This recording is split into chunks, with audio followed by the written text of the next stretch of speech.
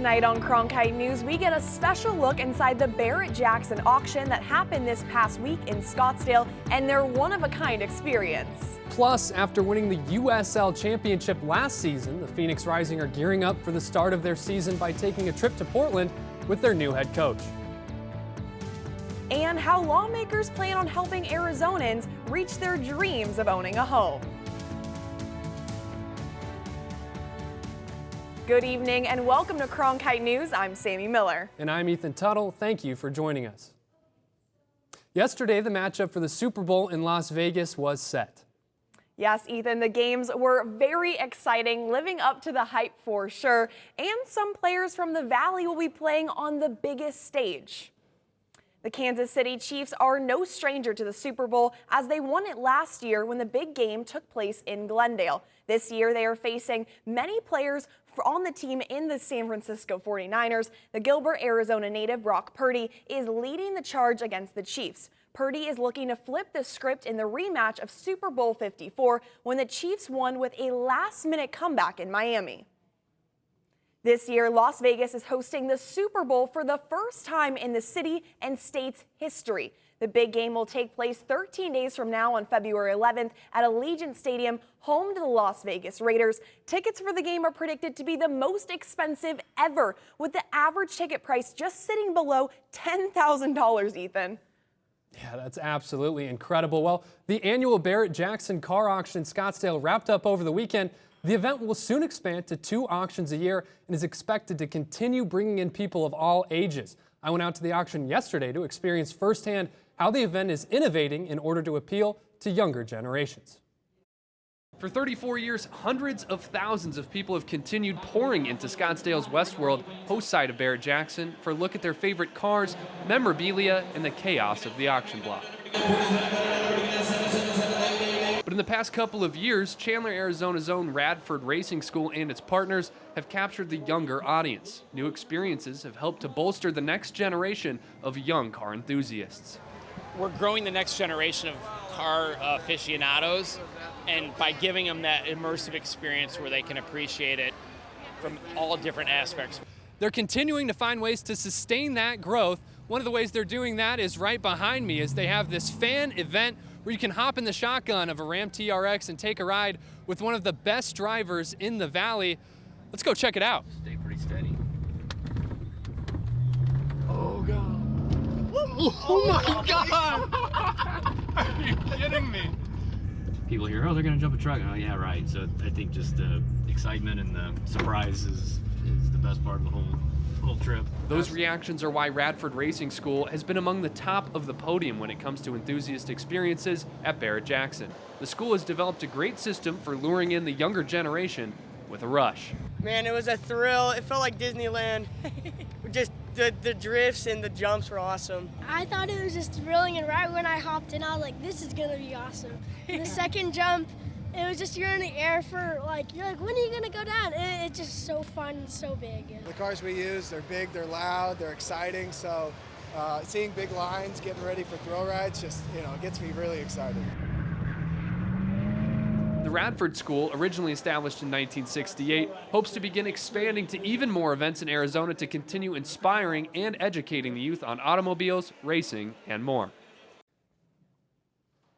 A new record, over 2,000 cars at this show. I can tell fans can't get enough, and so they're going to come back for more. Barrett-Jackson and all of its thrills will return to Westworld again this year, as it's slated to return October 10th through the 13th. As one big event comes to an end, Scottsdale is getting ready for the other major event of the year, the WM Phoenix Open. The People's Open, as it's known, is set to begin 1 week from today at TPC Scottsdale. The week-long event takes place February 5th through the 11th. The Celebrity Pro-Am is set for Wednesday before the pros tee it up on Thursday next week.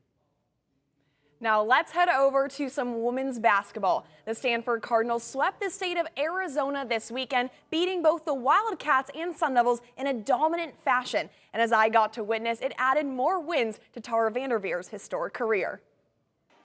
Tara Vanderveer is the new winningest basketball coach in NCAA history, passing former Duke men's coach Mike Krzyzewski. She has changed the landscape of women's college basketball and has inspired countless coaches to continue to elevate the game, one being Arizona's Adia Barnes. As a head coach my first year, she would talk to me, give me advice, and wanted us to be good, and wanted me to be successful as a woman. Coaching, and she always would pour into me and give me advice. She was always someone I could call. It was never about Stanford or their success. It was always about women's basketball. At 70 years old and with 45 years of head coaching experience, Vanderveer has been a part of over 4 decades worth of huge movements that have made what women's college basketball is today and has evolved with the game. Pioneer, GOAT, icon, trailblazer are just a few of the words that her peers love to describe her as. She's a pioneer. She's a trendsetter. She's fought for, obviously, equity in the game, women's rights, Title IX. I mean, she's been around at every milestone for growth in our game, and she's been a leader. For Vanderveer, teaching life lessons and empowering her players to be the best versions of themselves means much more than winning.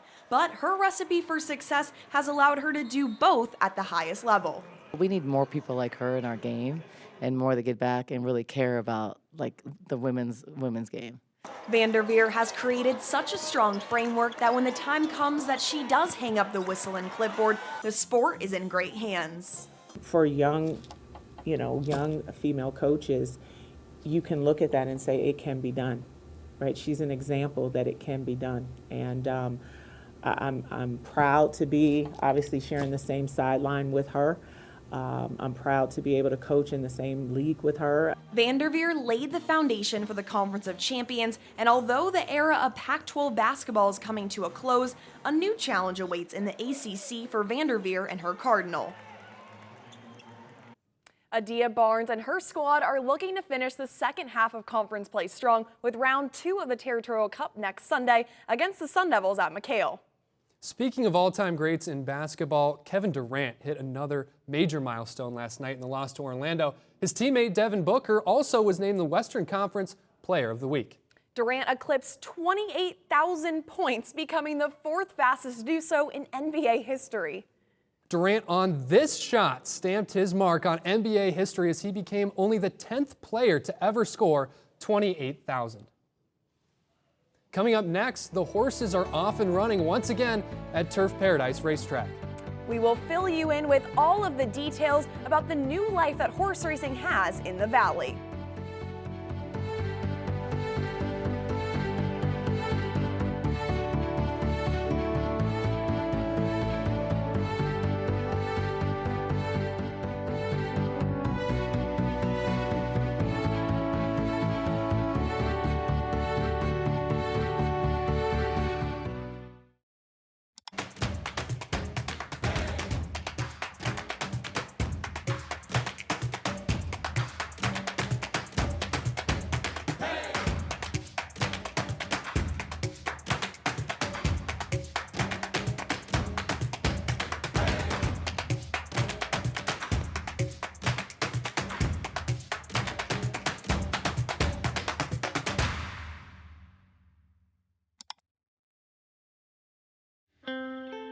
As journalists at Cronkite News, we report on stories that matter to you by focusing on the local impact.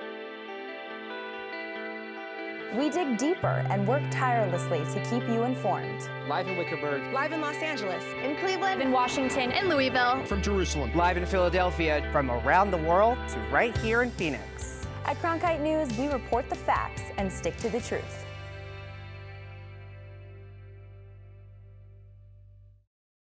ASU's one and only student-run radio station, Blaze Radio, provides students with opportunities to cover a variety of topics. From music, this is Sun City Garage, to sports coverage, against the Brewers in his last outing, he went to news. The bill also gives parents the ability to sue. And entertainment updates.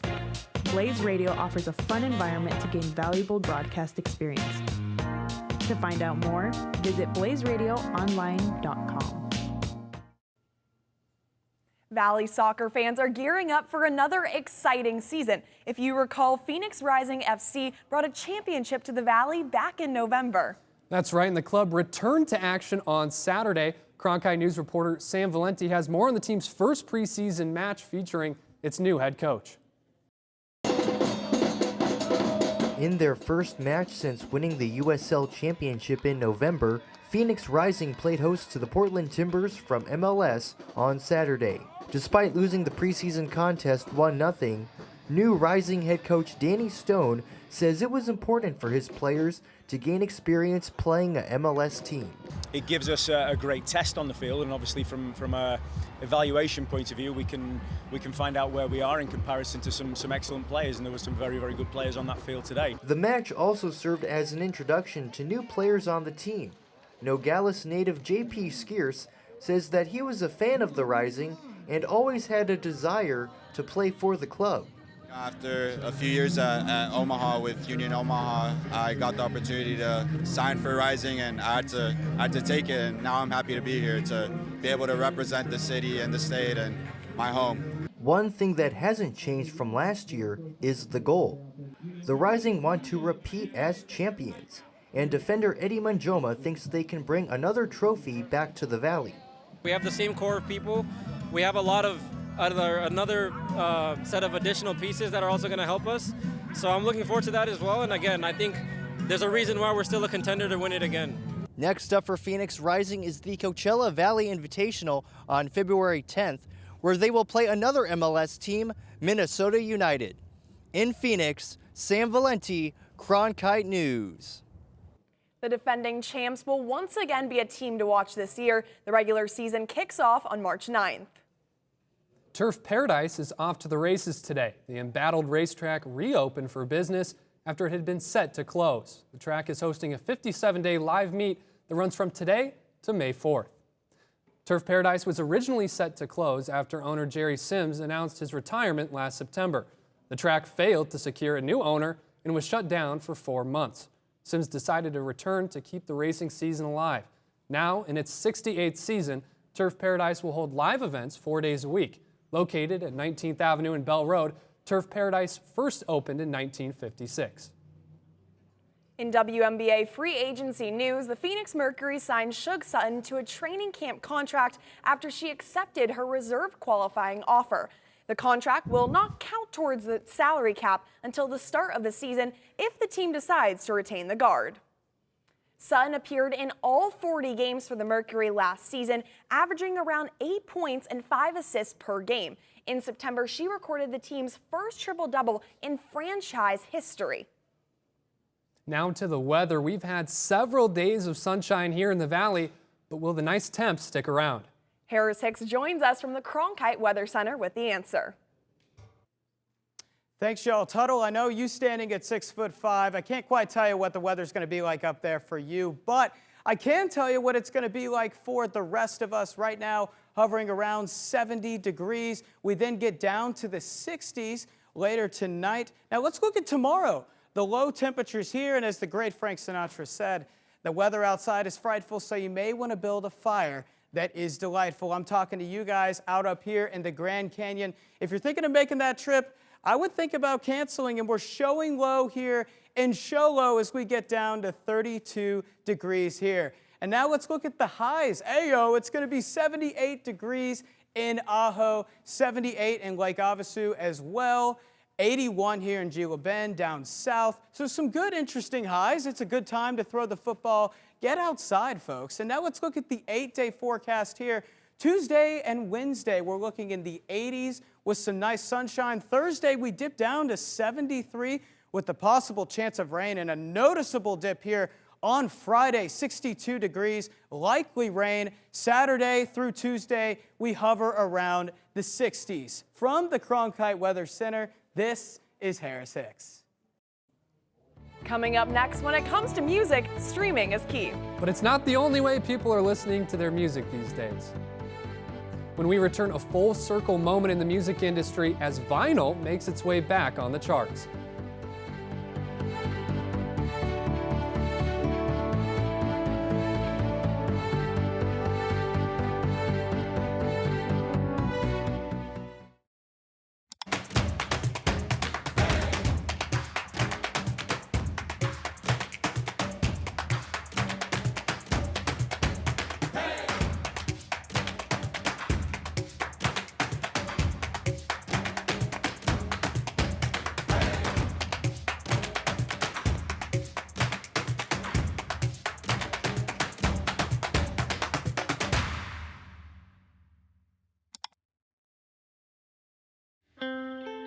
As journalists at Cronkite News, we report on stories that matter to you by focusing on the local impact.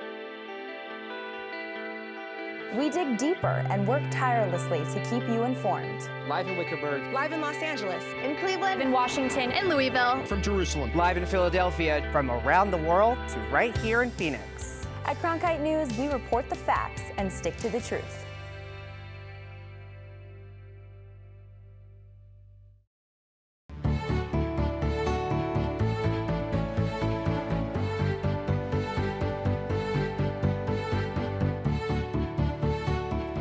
Welcome back to Cronkite News. I'm Leslie Chapman. Taking a look at news from around Arizona, the dream of owning a home here can be hard for some to reach.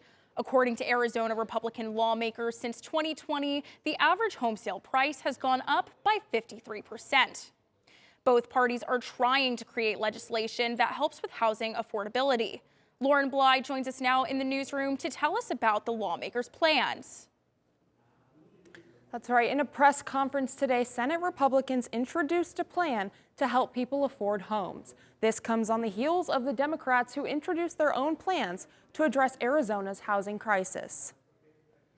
While addressing the media today, Senate President Warren Peterson noted that the average price of a home costs $430,000, which for many is out of reach.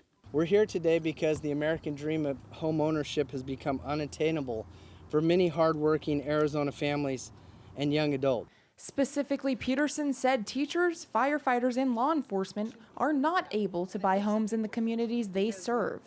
Republicans at the legislature are proposing the Arizona Starter Homes Act, which will, among other things, cut down local restrictions that increase cost. And for one Arizona single mom, she hopes this bill will mean a fresh start and opportunity for her and her family. As a single parent, you work really, really hard to provide for your children, and working 2 and 3 jobs and going through college and being able to purchase a home is the American dream for anybody, actually, The Democrats at the legislature are also proposing a number of bills to address housing affordability, including preventing evictions, protecting renters' rights, and limiting price manipulation.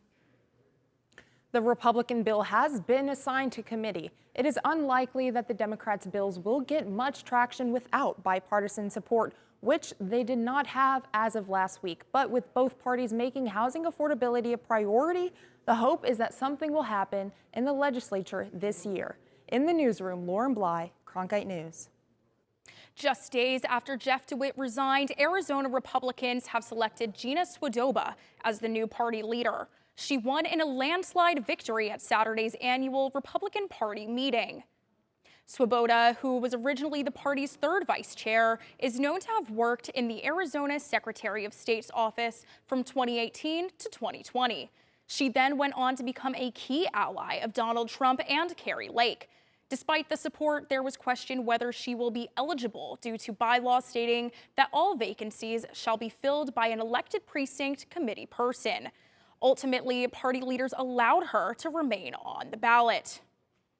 A drone attack in northeast Jordan has led to 3 U.S. service members being killed, and among the wounded, Arizona National Guardsmen. The drone hit a base inside Jordan named Tower 22. President Joe Biden has blamed an Iran-backed militia for the attack and said the U.S., quote, shall respond. The Arizona National Guard confirmed that they were serving in the area, but is unsure of how many service members were injured. In a post on Twitter, Governor Katie Hobbs wrote that she was heartbroken to hear reports of the Arizona National Guardsmen wounded in action during the attack in Jordan. Hobbs is also planning to actively monitor the situation. Arizona State University has made progress toward their medical school and could possibly start admitting students in 2026. ASU first announced the launch of a medical school in June 2023. The university is now kicking things into gear, officially becoming an applicant with the Liaison Committee on Medical Education. And the medical school could get accreditation as soon as 2025, but ASU is still on the hunt for a dean. Music has evolved and changed over time, with the biggest change being how we listen. First there were vinyls, then cassettes, next CDs, and then streaming. Now trends are showing a full circle back to vinyl. As Ripley Simone Kennebrew tells us, the vinyl resurgence is good news for collectors and local record store owners. Vinyl sales are at a record high for the 18th consecutive year and have surpassed CD sales for the past 3 years. These plastic discs hold lots of nostalgia for record collectors both young and old. Additionally, vinyl sales have reached new heights since its resurgence, and according to Luminate, an entertainment data and insights company, 49.61 million vinyl albums were sold in 2023. But what is the point of collecting records when streaming services provide any and every song a listener could want? Vinyl fans say simply the experience and ownership. It's a way of listening to music that puts you into that mode a little bit more so than just like pushing a button on whatever streaming service you're using. Local record stores like Syncweeds tend to carry genres that suit the needs of their typical clientele. But now that vinyl collectors are more diverse in age and music taste, mainstream music has slowly integrated itself into their collections. In the past 18 years, it's really shot up, and it's made it to where we had to consider carrying some more mainstream things because that's what people are coming in for. And as much as we love our weird music, we love different music, we're not snobs about it. We want to have things that people are looking for. So we're carrying the Taylor Swift, we're carrying Beyonce, but of course we should be carrying Beyonce. So. Scott Robinault, owner of Asylum Records, believes demand for vinyl is only going to continue increasing while younger collectors learn about the history and importance of physical music. I think records, it's so nostalgic. It's what was like the main thing. It's what started it all. So records are, us old people, when you bought a record back in the day, you read the liner notes. And you saw who produced, who wrote it, who spent the time on each lyric or whatever, and you learned about that. And with downloading stuff and streaming, you don't get any of that. So kids are starting to understand that, like, hey, I can put this right in front of me and read about it while I'm listening to it. The cost of the average record is roughly twice the amount of a month of streaming. However, Robinault says the payoff of the physical copy and experience is worth it. People, got it in their hand, and they can actually look at it and they can see the artwork, and everything old is new again. Even as new generations find old ways to listen to new music. In Phoenix, Ripley Simone Kennebrew, Cronkite News. According to Luminate, Taylor Swift holds 5 of the top 10 best-selling vinyl albums of 2023, with Taylor's version of 1989 and Speak Now taking the top 2 spots. That's it for your headlines from around Arizona. For Cronkite News, I'm Leslie Chapman. Back to you. Thank you, Leslie. Speaking of Taylor Swift, her fans are beyond excited for the Super Bowl. Absolutely, that's right. Swifties are really excited because of her relationship with Travis Kelce. And after the break, we'll show you how some major businesses are marking the occasion.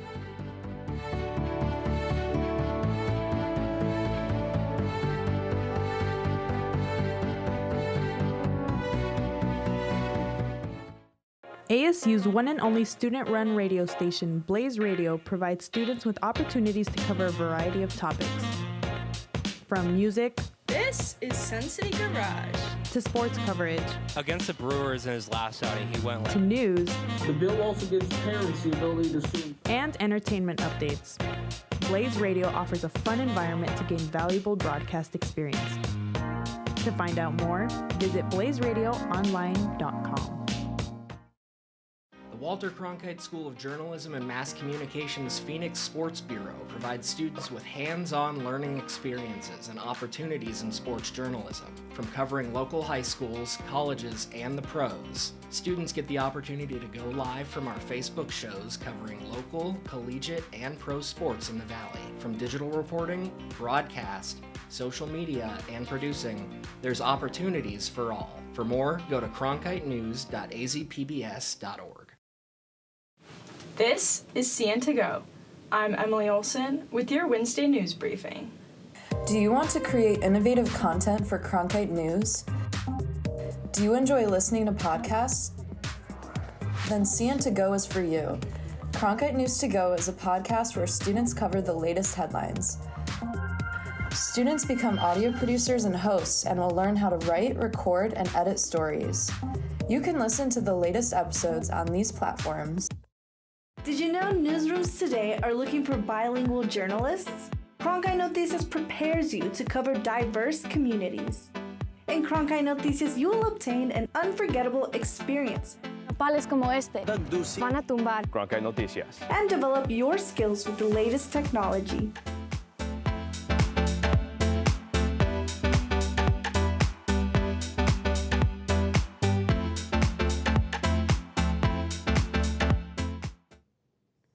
As you know, the Chiefs are headed to the Super Bowl, which means Taylor Swift is headed to the Super Bowl too, because of course she's dating Chiefs tight end Travis Kelce. That's right. Now the airline industry is getting in on the action as well. That's because two major airlines just added new flights between Kansas City and Las Vegas, which is hosting this year's Super Bowl. And get this, the flight number for the route on both airlines is 1989, a nod to one of Taylor's albums. And one of the airlines has chosen the flight number 87 for the return flight from Vegas to Kansas City, obviously named after the number of Travis's jersey. Well, that's it for Cronkite News. Thank you so much for joining us. And to see top Arizona stories anytime, log on to cronkitenews.azpbs.org.